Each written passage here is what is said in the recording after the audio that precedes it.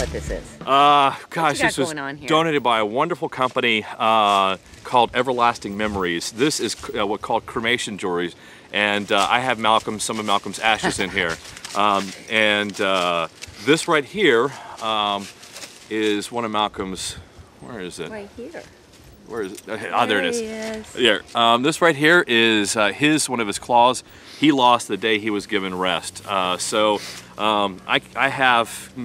Malcolm travels with us, and so I can't tell you how much this means to me and the company that donated it. I mean, just to have Malcolm, because he was the inspiration behind the walk, and to have him with us every day, especially at nights when it gets really tough and I get tired, and I just put this in my palm and I think of him and what he meant to me, and that his memory is still so vivid in my mind. So, and I also keep his St. Francis that my mom got him in my pocket. So I have 3 things of Malcolm that I carry with me. Yeah. And then these 2 living memories. Oh yeah, Malcolm, that's exactly right. All about. Yeah, Murphy was Malcolm's brother. So boy, his loss.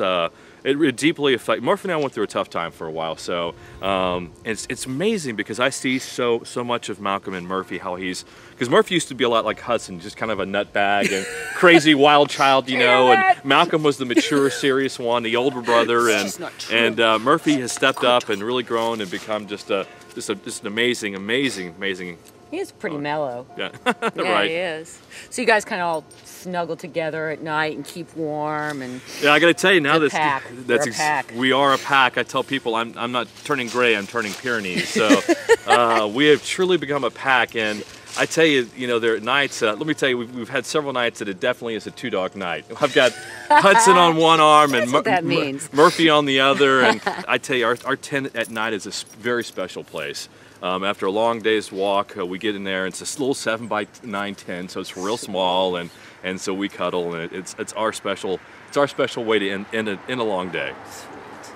Well, I had the good fortune to see Luke do a presentation last night before an audience here in Louisville, and it was fabulous. Thank you. Actually, yes, Thank you. It was really touching.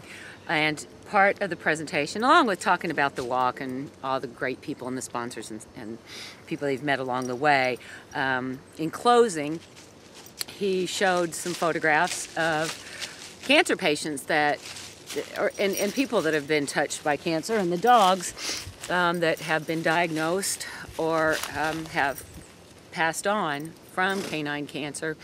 And if anybody out there has a story that they would like to share with Luke, again, log on to 2dogs2000miles.com and send him a message. Yeah, and if I may, we actually have a blog, our Puppy Up blog, that's devoted to any of you that have a story about a cancer dog still living still living and fighting the good fight, or even that one that has passed, and that's open to anyone that has a story and some pictures they want to share, and that's puppyup.blogspot.com. But you can find a link to that from our website. Exactly. But that's amazing. So many people have gotten on there now. We just launched this recently, and it means so much because they have their Malcolm that they want to talk about and share with the rest of the world. So it's open to anyone who has a Puppy Up story.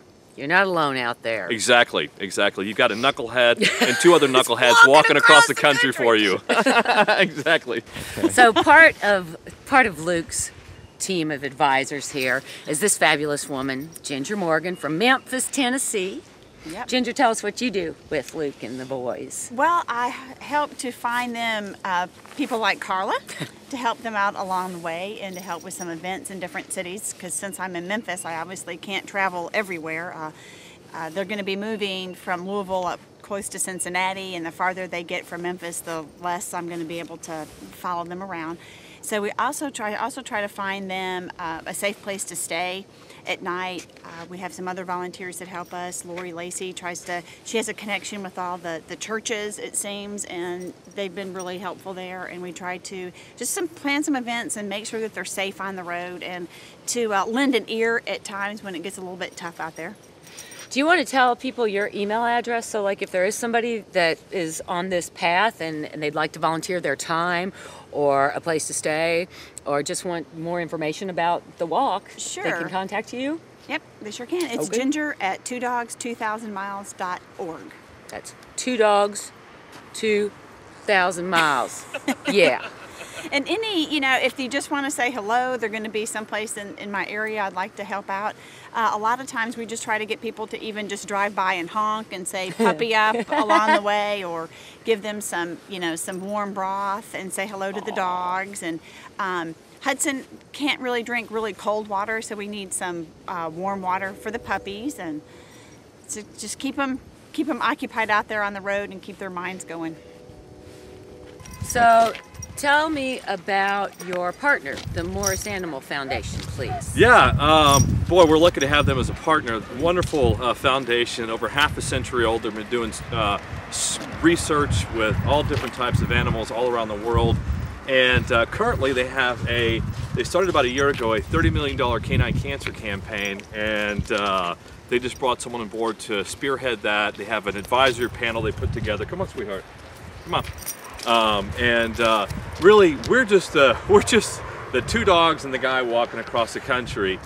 They provide the scientific piece. They have the relationships with the veterinary cancer institutes, the oncologists, and so we're working with them to develop out where our mission is about discovering the cause of canine cancer. So we're right now working with them on the cause prevention piece of their canine cancer campaign. Great foundation, great group of people, completely committed to canine cancer, and we couldn't be happier to partner with them. Sweet. So finally, let me just ask you this, and I'm sure everybody wants to know, is there one thing that people can do to help support this cause? To tell you that they're on board to help with this campaign. Yeah, I mean, it gets a little lonely out on the road, I'm sure, as you can imagine. So, boy, just if, we like it if people just send us their kudos or let us know that they're thinking about us, or if they've had their own experience with canine cancer. And the best way to do that is tweet us on Twitter. We're twitter.com/2dogs2000miles, or Facebook us, and our profile is 2dogs2000miles on Facebook. So Twitter us or tweet us on Twitter. Surprised I got that out. tweet us on Twitter or Facebook us. Either way, let us know you're there, you support our cause, you're thinking about us, you care about the boys, or tell us about your own experience with canine cancer. Thank you. Thank you, Karla. Thank you so much. Robinson, 2 Dogs, 2,000 miles. Thank you so much. This little ditty is brought to you by Rudy Greens and adapted for Luke, Murphy, and Hudson. So these two big fun dogs from a faraway land say that you are their friend and that you'll understand that it's good to have friends and show love to all kinds, and they spoke of some other things on their minds. Although we are dogs and quite different from you, we want you to know that we're lots alike too. Both humans and dogs have 2 eyes and 2 ears, and senses and feelings are shared, it appears. Not only do humans and dogs these things share, but all creatures on earth are alike everywhere. All life on this planet, no matter its name, is somehow related and in some way the same. Yeah! Peace out. Wow. That was awesome!